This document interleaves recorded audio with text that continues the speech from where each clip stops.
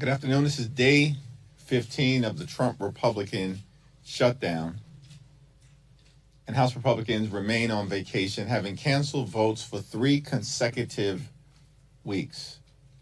House Democrats are here, on duty, ready, willing, and able to do what's necessary to reach a bipartisan agreement that actually meets the needs of the American people, reopen the government, and address the Republican healthcare crisis that is crushing people all across the country. House Democrats have repeatedly made clear, as have Senate Democrats, that we will not support a partisan Republican spending bill that continues to gut the health care of the American people. We are here to address the serious needs of everyday Americans that have repeatedly been undermined throughout this year by Donald Trump and compliant Republicans in the House and the Senate. The Republican healthcare crisis is very real. The largest cut to Medicaid in American history. Hospitals, nursing homes, and community-based health centers are closing all across the country as a result of what Republicans have done in their one big ugly bill. The fact that Republicans continue to refuse to extend the Affordable Care Act tax credits means that tens of millions of Americans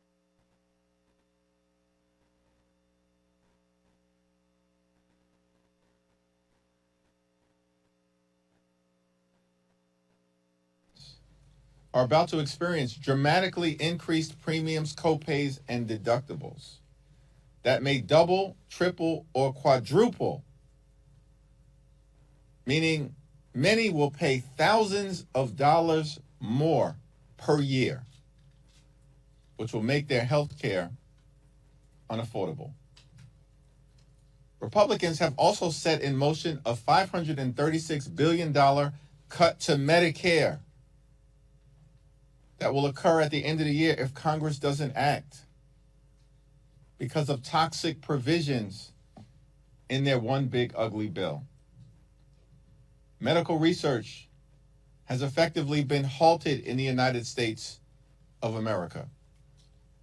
And Republicans are proposing dramatic cuts to the Centers for Disease Control and the National Institute of Health.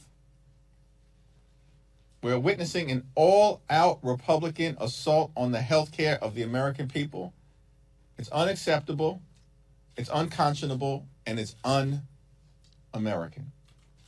And that's why Democrats are standing up and fighting to decisively address this crisis that our Republican colleagues continue to visit on the American people. It's now my honor to yield to the distinguished Whip Katherine Clark. Thank you so much, Mr. Leader. Here we are again. Another no-show week for Republicans, another week closer to the ACA open enrollment period, another week closer to a catastrophic GOP-made healthcare cliff. This is a solvable problem, but it is an urgent problem, and we need Republicans back in D.C. at the table and negotiating. And that needs to happen now. Despite what Mike Johnson says, we do not have an eternity to deal with this. Families are already finding out their premiums are about to skyrocket. Parents are realizing they cannot afford to stay insured. Let's take Shauna Verstegen. She's a mom of 2 in Wisconsin who says she is sick to her stomach because her monthly premiums are about to rise by $800 a month. That's $9,600 a year. And for what? So Republicans can cut taxes for the billionaire class at the expense of everyone else. And I mean everyone. This is not about party or ideology or geography. Let's ask Alan Reynolds, a proud Florida Republican. His wife has been notified that her premiums are going up $700 a month. Alan said, I voted for Trump. I did not expect this. We are hearing stories like this every single day. Yesterday, Mike Johnson said he didn't have a strategy. Come on, Mike, don't sell yourself short. You do have a strategy. It's the same strategy the Republicans have always had. Repeal the Affordable Care Act, take from working families, raise their costs, defund their health care, and give that money, all that money, to the very, very wealthiest Americans. It is a losing strategy. It is an unpopular strategy. So, Mr. Speaker, for the sake of your own constituents and mine, why don't you try a new strategy? Come back to work, take a seat at the table, and let's stop this healthcare crisis you created before it's too late. And now it is my pleasure to yield to the outstanding chairman of our caucus, the gentleman from California, Pete Aguilar. Thank you, Whip Clark, and thank you, Leader Jeffries. As you know, as the Whip just laid out, the Republican-controlled House has not voted since September 19th, nearly 1 month ago. And in that time, House Republicans have continued to be on vacation. They haven't been holding town halls, they haven't been finding out ways to reopen government, and they haven't been working to save Americans' health care. Republican Representative Kevin Kiley from California even called the Speaker's decision to adjourn the House embarrassing and the wrong decision. What have Trump and Republicans been doing for the last few weeks? Refusing to work with Democrats, digging in deeper into their anti-healthcare position, threatening federal workers, and even offering a bailout to Argentina to the tune of $40 billion in taxpayer money. Yesterday, the Speaker admitted that he didn't have a strategy, and when it came to his position, just that he would not negotiate. Well, Democrats have a strategy. Work with us in a bipartisan way to fund government that keeps health care, lowers the cost of health care, and ensures Americans keep their coverage. If Republicans fail to come to the table, health care for constituents in red districts and in purple districts and in blue districts will continue to spike. Republicans are acting as if their own constituents won't be hurt by their decisions and the recklessness that they've created. But the truth is, thanks to the big ugly law and the looming expiration of the ACA tax credits, everyone is going to see their health care costs increase. In some states, Americans are already seeing the premium sticker shock when shopping for their health care plans for 2026. Soon, this will be rattling households all across the country. Enough is enough. It's time for Republicans to get serious, to work with us, to save health care. The country and their constituents are watching. Leader Jeffries. Thank you, Catherine. Thank you, Pete. Questions? Leader Jeffries.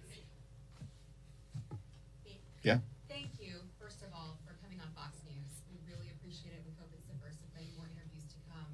Second, just on the question that I asked you outside, this video, I don't know if you've seen so far, but there's this video circulating that shows a group of Democratic lawmakers go to the Speaker's office, mess with the signs in his foyer, and then one of the lawmakers can be seen yelling at one of the Capitol Police officers. I'm just wondering if you agree with that kind of fight. I know that Democrats are trying to fight, but also how would it feel if Republicans did that at your office? I haven't seen the video, so I'm unfamiliar with the characterization that you are presenting. Congresswoman Nanette Barragan has issued a statement on the incident, and I think her statement speaks for itself. But what do you think about it? Same answer. Have you spoken to the Congresswoman about the incident or U.S. Capitol Police? Briefly. Thanks. Do you think any action should be taken on that if you speak with Capitol Police? Congresswoman Barragan has issued a statement as it relates to the matter. I look forward to a subsequent conversation with her as well as the Capitol Police. I have nothing to say about the situation that I haven't seen unfold on video at this moment. I have it on video if you'd like to see, because I think other reporters are going to. Thanks a lot. Thank you, Leader Jeffrey. Given the recent court-issued restraining order against Representative Corey Mills, I just wanted to get your message, get any message from House Democratic leadership about kind of what does it say that your Republican colleagues have kind of remained silent or kind of dismissed the allegations that have come out against one of their members? Just what are your general thoughts about the situation? I want to yield to Katherine Clark on this issue, but this is Domestic Violence Awareness Month. Domestic violence is a serious issue in this country for women all throughout America. And the notion that House Republican leaders would dismiss the seriousness of what is clearly emerging as an untenable and frightening situation relative to Representative Mills is irresponsible. And the Congress should be better than that level of dismissiveness that has been on display amongst my Republican colleagues. Thank you. The allegations against Representative Mills are disturbing, but as the leader said, it is the response from Speaker Johnson that is not the first time of dismissing allegations, a restraining order that's been put in place as somehow not a serious question. And it is the same way he has approached this entire healthcare issue. And it is a crisis that will be felt by every single hardworking American in this country, but it is going to be felt first and hardest by women in this country.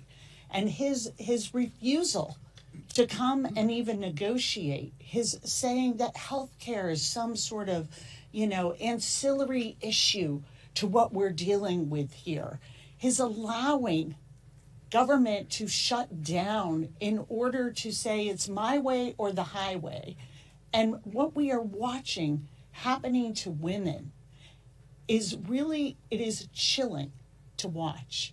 If you take the fact that since the Republicans have enforced abortion bans, we have 1/3 of all the counties in this country, there's no safe place to have a baby. There is no obstetric care in 1/3 of all our counties. And in some states like Georgia, that's more like 50% of their counties. We are saying to women that all the gains that they were able to make when they can have health insurance and not worry about being a human pre-existing condition that denied care in the past to many women, that you are now able to afford and find health care. And we're saying, not for you, not for you, not for your family. And when, about 40% of all births, and that's far higher in Mike Johnson's district, are covered by Medicaid. It's almost 65% of the births in Louisiana.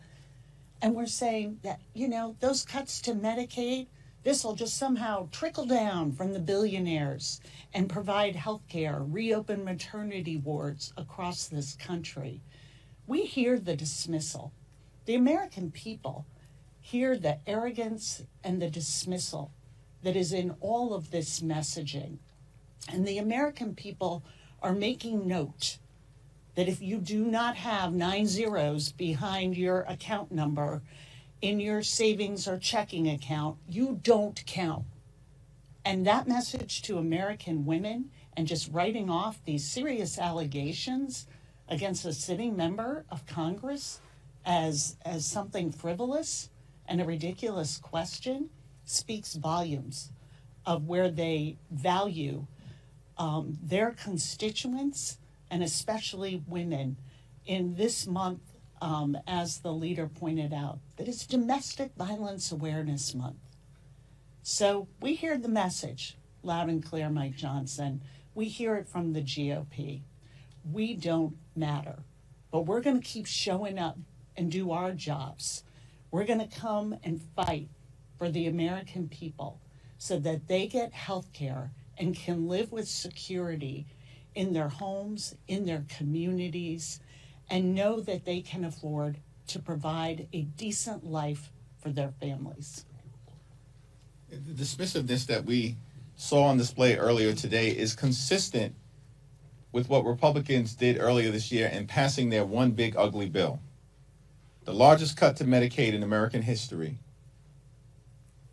stealing food from the mouths of hungry children, women, seniors, and veterans. And all of that was done so that Republicans could provide massive tax breaks that are permanent to their billionaire donors. That's the focus of House Republicans, Senate Republicans, and the Trump administration.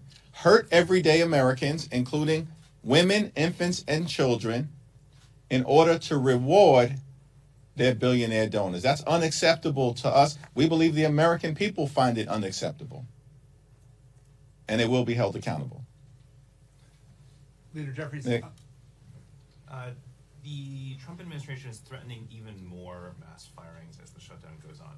Should Democrats demand these firings be reversed to end the shutdown? We believe that these firings are illegal, violate the law, and will be reversed, either congressionally or by the courts. Donald Trump and his toxic, corrupt administration have been firing federal employees since the beginning of his presidency. And to the extent that they're pretending as if the shutdown has anything to do with the continuation of that effort is a laughable proposition. It's disturbing that they're using hardworking federal civil servants as political pawns to continue their toxic approach to undermining the ability of the federal government to deliver services effectively and efficiently to the American people.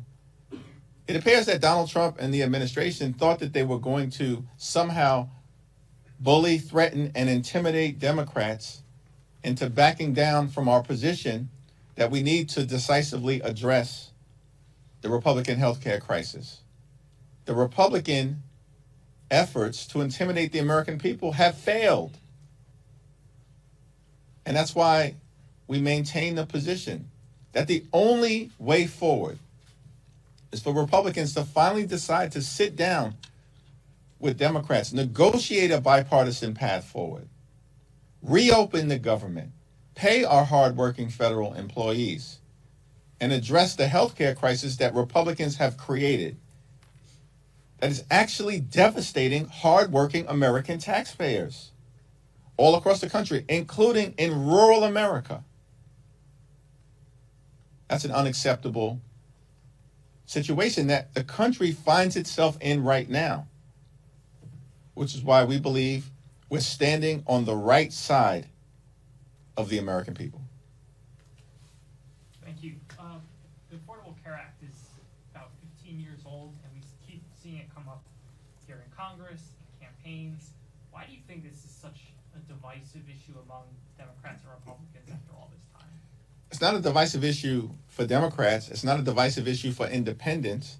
And it certainly isn't a divisive issue for the American people. The overwhelming majority of the American people, more than 70%, strongly support the Affordable Care Act and the continuation of the Affordable Care Act tax credits because they understand the importance as it relates to making sure that every single person in this country, every single hardworking American taxpayer can see a doctor when they need one, or when their children or their family needs to go see a doctor and get the health care that they need. Republicans are the ones who have been continuously obsessed. They really need an intervention as it relates to their obsession connected to the Affordable Care Act. Republicans have now tried to repeal the Affordable Care Act more than 70 times over the last 15 years. They've failed every single time. And yet they continue to try to rip health care away from the American people, including their own constituents. The top 5 states that benefit from their residents getting health care as a result of the Affordable Care Act tax credits are all states won by Donald Trump. They include West Virginia, Wyoming, Alaska, Tennessee, and Mississippi. 45% of the people who are on the Affordable Care Act right now are Republicans. 35% Democrats and 20% independents. The Affordable Care Act should not be a partisan issue. It's an American issue. Healthcare is an American issue. Protecting hospitals, nursing homes, and community-based health centers, that's an American issue. Standing up for Medicare and Medicaid, as Democrats are doing, that's an American issue. And it's perplexing to us that Republicans refuse to spend a dime to protect the health care of the American people.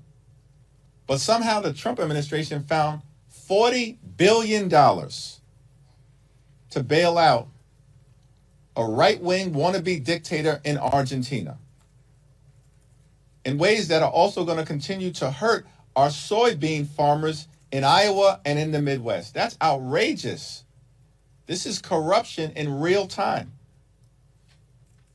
It's having serious consequences on the American people. Pete? Good. All right. Questions? Okay. Leader Jeffries, will you attend a No Kings rally on Saturday? And what do you think of Speaker Johnson and other Republicans calling these Hate America rallies? I mean, it's extraordinary to me, and I want to defer to Pete and Katherine on this, but, you know, House Republicans are flailing. These people have been on vacation for 3 consecutive weeks.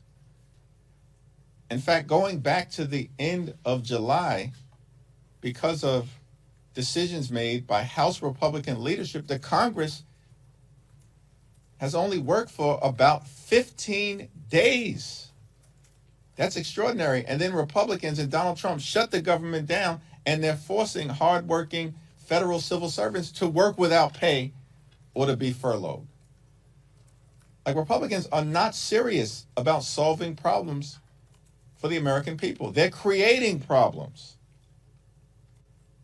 And so the effort to mischaracterize the rallies that are going to take place all across the country is part of the continued right-wing disinformation machine that is failing to persuade the American people as to what this shutdown is all about. And as a result, Republicans are falling apart. I'll be at a rally. I'll be holding an American flag in my hand as well. It seems that Speaker Johnson and House Republicans only believe that free speech matters if you agree with their speech.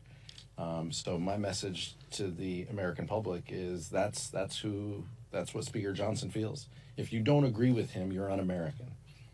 So join us. We'll see you out there. And in California, we're going to continue to remind people about the importance of Proposition 50. I wouldn't ever politic from this lectern, but Californians understand what's at stake, and they understand an ability to push back against Donald Trump is on their ballot. And more importantly, these ballots are on their kitchen table. And so the importance of these rallies are, do you believe in pushing back? Do you believe in standing with us as we fight for health care? And do you believe that we should safeguard next year's election before Donald Trump tries to rig the election? Then you're a yes on 50. And so my message will be clear, but I'll be the one wearing red, white, and blue as well.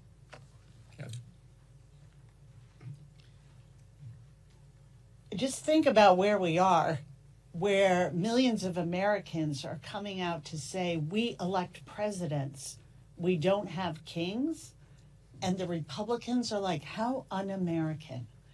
I mean, just how they are so blatant with their disregard for how our system works, for how our Constitution is put together, for how we are supposed to be a country that operates under the rule of law. And layer on top of that that they are saying to the American people, if you are not extremely wealthy, you don't count. You don't count. And when you're saying to those same farmers who are coming to my office, and I don't exactly represent a large agricultural community in suburban Boston, but they're coming to my office because they are hurting and they are desperate to get the attention of members of Congress, because it's not only the soybean market that they are losing to Argentina and Brazil because of this administration's tariff policies, they're losing their health insurance. Half of all family farms rely on the ACA, and this $40 billion could go a long way towards that tax credit that they've decided to take away. Their priorities are completely upside down. Why would they possibly double down on what they're sending to Argentina, take away health care from millions of Americans, and increase premiums for every American, and say that people coming together to peacefully protest is un-American? It's no wonder they're not showing up to their jobs. They've forgotten what they're even supposed to be doing here, and representing the people, not a president. Thank you, Leader Jeffries. Speaker Johnson said this morning that while there are no talks on the leadership level, there are talks among appropriators, bipartisan, bicameral. Can you give us an update on those talks? And is there any scenario where, if this thing keeps dragging on for weeks and weeks and weeks, that the Appropriations Committee could actually, and there would be no need for a stopgap because you could start passing individual appropriations bills, including addressing some of the issues that you're demanding? There are informal conversations that are taking place in the Senate relative to a potential bipartisan path forward, but those conversations have not extended to the House as it relates to the appropriators. Rosa DeLauro made clear earlier today that she's had no outreach from the chairman of the Appropriations Committee, Tom Cole, and there hasn't been any indication of a Republican willingness to actually sit down and work out a bipartisan agreement that makes life better for the American people, that reopens the government, and that addresses the Republican health care crisis. That's challenging. This is day 15 of the government shutdown. And what we've gotten from Republicans is Donald Trump has spent more time on the golf course than he spent talking to Democrats about reopening the government. Mike Johnson and House Republicans have been on vacation for 3 weeks with no indication that they intend to come back, notwithstanding the fact they shut the government down, are hurting everyday Americans, and refuse to address the healthcare crisis that they've created. Yet somehow they found $40 billion to bail out Argentina in order to benefit and enhance the lifestyles of the rich and shameless, those financiers who are connected to this corrupt Argentinian deal. But they can't find a dime to extend the Affordable Care Act tax credits, whose expiration is going to impact tens of millions of Americans. They can't find a dime. They can't be bothered to even sit down and have a conversation. In real time, the Republicans are showing the American people what they're all about. Cruelty is the point. And they only care about the wealthy, the well-off, and the well-connected. This is the Trump friends and family plan that's hurting the American people and has been since day one. It's the only thing they care about. They promised that costs would go down on day one. Costs haven't gone down here in America. Costs are going up. Inflation is going up. The Trump tariffs are causing thousands of dollars in additional expense for everyday Americans all across the country. Housing costs going up. Grocery costs going up. Electricity bills through the roof. And now people all across America, including in so many different rural communities, are about to experience dramatically increased healthcare costs that's unsustainable for them and for their families, and Republicans could care less. Thank you all. All right, can I just follow up real quick? Are you being appraised at all on the informal Senate talks that you Yes. just referenced? Yes. Are you making progress? Yes. Thank you. Are you going to the rally?